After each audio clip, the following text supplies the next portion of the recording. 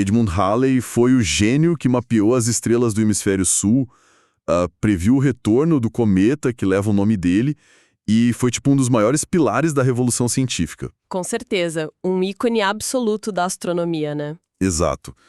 Mas em 1692, esse mesmo homem brilhante se levantou lá diante da prestigiada Royal Society, em Londres, e propôs uma ideia que hoje soa como loucura absoluta. Assim, a ideia de que o planeta Terra era, na verdade, uma concha oca. Uma concha oca preenchida por esferas concêntricas e, bizarramente, atmosferas luminosas subterrâneas. E o que é fascinante aqui é que ele não era uma anomalia isolada, sabe? Halley estava, na verdade, tentando dar uma roupagem científica para uma obsessão que a humanidade carrega desde os seus primórdios. Tipo, aquela mesma curiosidade que a gente tem quando é criança. Exatamente. A gente está lá cavando um buraco na areia da praia, imaginando se dá para sair do outro lado lá no Japão. A ideia de que existe um mundo inteiro sob os nossos pés é tipo um dos mitos mais persistentes da nossa espécie. Ok, vamos destrinchar isso, porque o nosso mergulho de hoje é exatamente sobre essa jornada insana. Nós vamos explorar como a mente humana lidou com o mistério do interior da Terra ao longo dos séculos. Passando de lendas antigas sobre reinos mágicos até chegar na geofísica moderna, né? Isso. A gente vai de reis imortais e panfletos de ex-militares do século XIX exigindo expedições para os polos, até culminar na beleza esmagadora dos dados sísmicos de um livro didático de geofísica. A nossa missão aqui é entender essa evolução. Mapear como a percepção de quem busca respostas passou de lendas divinas para teorias pseudocientíficas excêntricas e, finalmente, encontrou a precisão brutal da ciência. E para quem acompanha a gente, entender essa transição não é só sobre falar de pedras ou geologia, sabe? Ilustra uma necessidade muito funda de preencher lacunas de conhecimento. Sem dúvida. Quando a gente não tem os dados, a gente inventa as respostas. A mente não tolera o vazio. E aos poucos o método científico funciona como a lanterna nessa escuridão toda. Mas para entender a cabeça de um gênio como o Edmund Halley abraçando a ideia de uma terra oca, a gente precisa dar um passo atrás. Olhar para a mitologia pura antes da ciência existir. Exato. A mitologia já tentava explicar o núcleo do planeta há milênios. E as fontes mostram que essas histórias são incrivelmente ricas. Uma das mais famosas é a lenda de Agartha. Ah, sim, Agartha, ou Shambhala. Um conceito fundamental nas tradições do budismo tibetano e do hinduísmo. E não era vista só como um paraíso físico, sabe? Tinha uma conexão mais espiritual, né? Sim, estava intimamente associada ao Axis Mundi, que é o eixo primordial mítico que conectaria o céu, a superfície e o submundo. Seria um reino situado no coração da Terra, invisível aos olhos não iniciados. E governado por aquele monarca misterioso. Melquisedeque, o rei do mundo. E a lenda dizia que, a partir desse centro oculto, haveriam canais e túneis ligando diretamente até os mosteiros no Tibete. E o que mais me impressiona além dessas fontes é que isso não é uma exclusividade ali da Ásia. O conceito de um paraíso terrestre no subsolo pipoca em culturas que nunca cruzaram o caminho umas das outras. Com certeza, é um arquétipo universal. Pois é. Os antigos gregos tinham os campos elíseos e as cavernas de Tainaron. Os celtas falavam da mística ilha de Avalon. Na América do Norte, a tribo Mandan acreditava que os ancestrais deles emergiram literalmente das profundezas da Terra. E os incas aqui na América do Sul tinham mitos de origens super semelhantes também. E se a gente trouxer isso para a tradição oculta ocidental, temos os antigos Rosacruzes e a alquimia. Eles usavam uma sigla secreta em latim muito famosa, a palavra vitriol. Ah, eu já vi isso. O que significa exatamente? Significa visita interior à terra, rectificando invenias occultum lapidem. Nossa, traduz isso pra gente. Bom, em português, a adaptação mais clara é que no interior da terra está oculto o verdadeiro mistério, ou a pedra filosofal. Ou seja, a jornada para a verdade era literalmente uma jornada para dentro. Mas isso levanta uma questão enorme para mim. Por que tantas culturas, em cantos opostos do globo, que não tinham contato, associaram o interior do planeta a coisas sagradas. É uma ótima pergunta. Porque, por que não projetar lá embaixo só escuridão, sujeira, inferno ou magma? O céu sempre foi o lugar dos deuses. O que é fascinante aqui é a psicologia humana. A escuridão do subsolo representa o desconhecido absoluto. O céu estava ali, visível. As estrelas podiam ser observadas e mapeadas.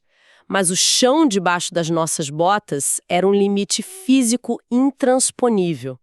Aham. E como a mente não tolera um vácuo de informação, e considerando que a Terra é de onde brotam as sementes, de onde a gente tira o sustento e a água fresca, é muito natural projetar aquilo não como um inferno. Mas sim como um lugar de vida. Exato, como um útero materno. Um lugar de gestação cheio de mistérios e civilizações utópicas, perfeitas, seguras das guerras da superfície. Faz todo sentido. É tipo a fantasia de infância de ter o esconderijo perfeito, a base secreta, inatingível. Sim, é um conforto psicológico. E essa vontade de preencher o vazio era tão forte que, quando a ciência começou a engatinhar, a ideia de um mundo interior não sumiu. Ela só trocou de roupa.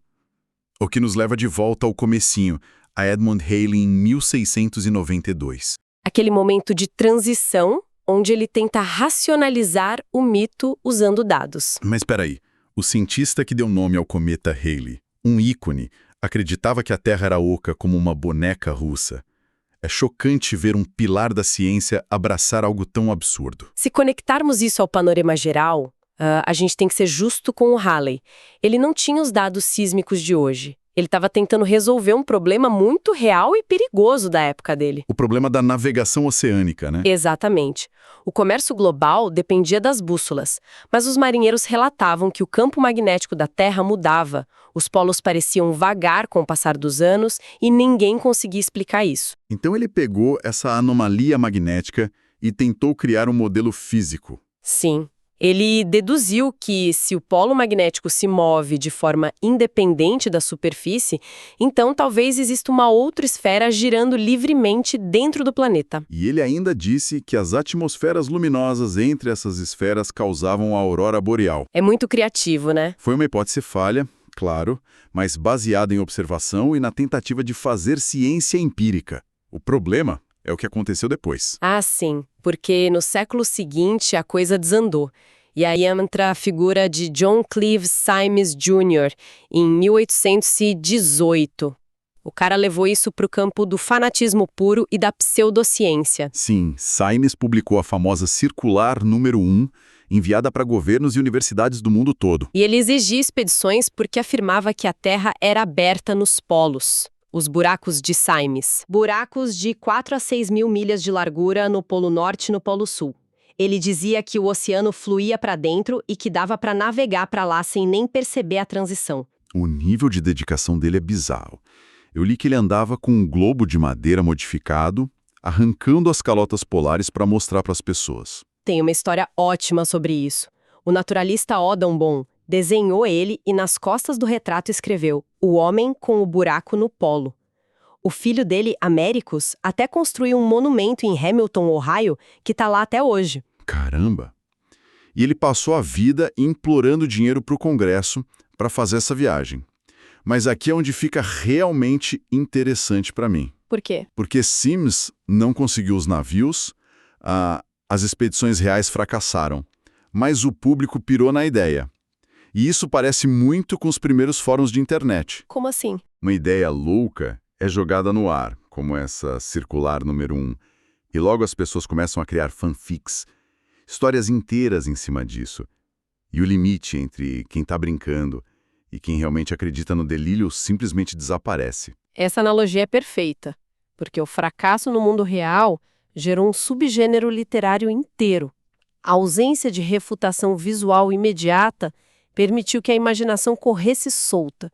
Ninguém podia, no núcleo, para provar o contrário. A gente vê isso com o dinamarquês Ludwig Holberg, que escreveu Nicolai Klimi Iter Subterraneum.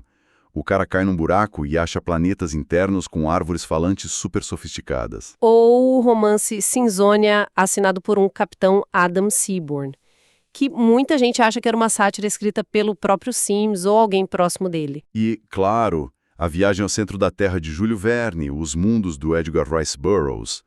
Mas, a ficção alimentou teorias conspiratórias insanas que sobrevivem até quase ontem. Nossa, sim. Temos o Cyrus Teed e a teoria da Terra oca côncava. Essa é a melhor. Ele dizia que a humanidade vive do lado de dentro da casca. O universo inteiro está espremido no centro do planeta e a gente está colado na parede de dentro. Ele fundou uma seita inteira baseada nisso.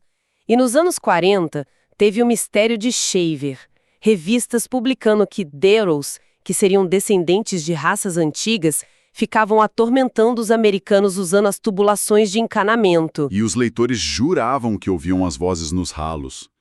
É surreal. Mas é a clássica falácia do apelo à ignorância, né? Um tópico super comum na pseudociência. Se os cientistas não conseguem mostrar o fundo do poço com uma câmera, então eles não podem provar que não existem monstros subterrâneos ou selvas com mamutes. Como o tal mito de que o almirante Richard Byrd voou para dentro do Polo Norte, que é uma farsa gigantesca. Totalmente, mas é aí que o peso esmagador da realidade entra. A vitória do método científico. A geofísica moderna. Mas, colocando um chapéu de cético aqui agora, para quem está ouvindo a gente. Pode colocar. Se a gente sabe que o buraco mais fundo que a humanidade já cavou é o poço superprofundo de Kola, lá na Rússia. Sim, uns 12 quilômetros. Exato. Tem só 12 quilômetros. Como a gente pode ter certeza absoluta do que existe nos outros 6.388 quilômetros até o centro? Não estamos só adivinhando também. Isso levanta uma questão importantíssima sobre como a ciência opera hoje. A gente não precisa ir fisicamente até um lugar para medir as propriedades dele. Tipo o quê? Tipo o radar de efeito Doppler que a gente usa para medir a expansão do universo, ou a composição dos planetas lá longe. O Manual de Geofísica explica bem.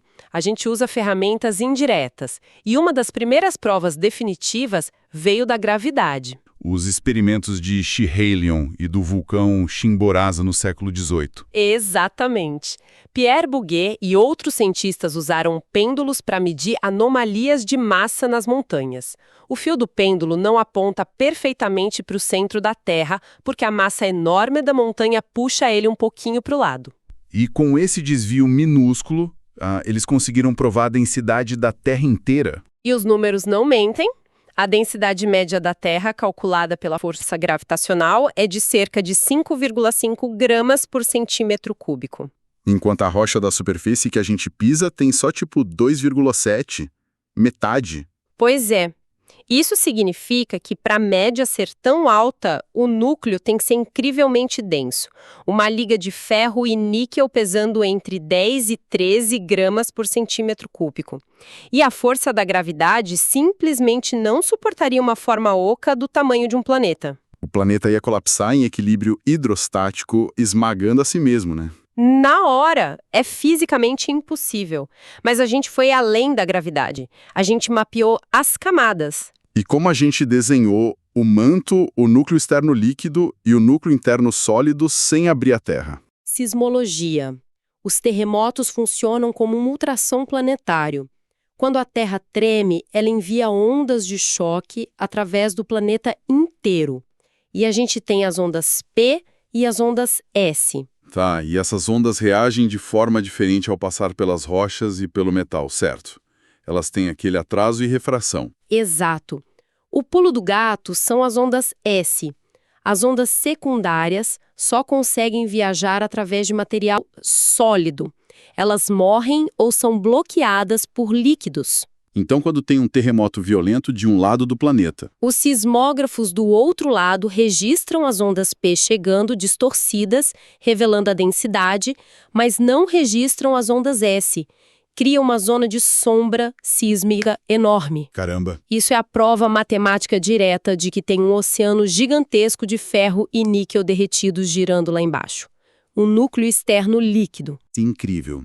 Então, o que tudo isso significa pra gente? Para quem nos ouve agora. A jornada das lendas de paraísos como Agartha e dos delírios de buracos polares de Simis foi trocada pela beleza sólida da geofísica. Sim. A ciência muitas vezes exige que a gente abra mão de fantasias infantis, de mundos fáceis e mágicos, em troca de verdades muito mais complexas. A pseudociência prospera na incerteza, no medo. A ciência busca medir essa incerteza. E a verdadeira maravilha não é um mundo com sóis internos e arvorezinhas falantes. A maravilha é que tem uma fornalha absurda de ferro e níquel lá no fundo que gera o nosso campo magnético e protege a gente do espaço. Sem isso, a gente nem existiria. Com certeza. Mas eu queria encerrar com uma provocação para quem está com a gente hoje. Manda. A gente olha para 1820, ri do John Clive Sims Jr. com o globinho oco de madeira dele e acha tudo um absurdo ingênuo. Mas quando olhamos para as atuais fronteiras da física, conceitos como matéria escura, a gente não pode ver, não interage com a luz, mas a gente sabe que existe pelo efeito gravitacional. Ou a teoria das cordas, que é puramente matemática no momento. Isso. Será que as gerações daqui a 300 anos vão olhar para os nossos modelos cosmológicos atuais com a mesma diversão complacente com que a gente olha para a Terra oca hoje? Nossa, isso é de fritar a cabeça. O universo, no fim das contas, ainda está muito cheio de lugares que a gente não conseguiu iluminar. E tá tudo bem, a gente continua cavando com a ciência. Exatamente. A busca por preencher essas lacunas nunca para. E é essa curiosidade que move a humanidade para frente. Sensacional. Bom, muito obrigado por acompanhar a gente nesse mergulho pelas profundezas do planeta e da imaginação humana. Fiquem ligados para as próximas análises. Tchau, pessoal. Continuem curiosos.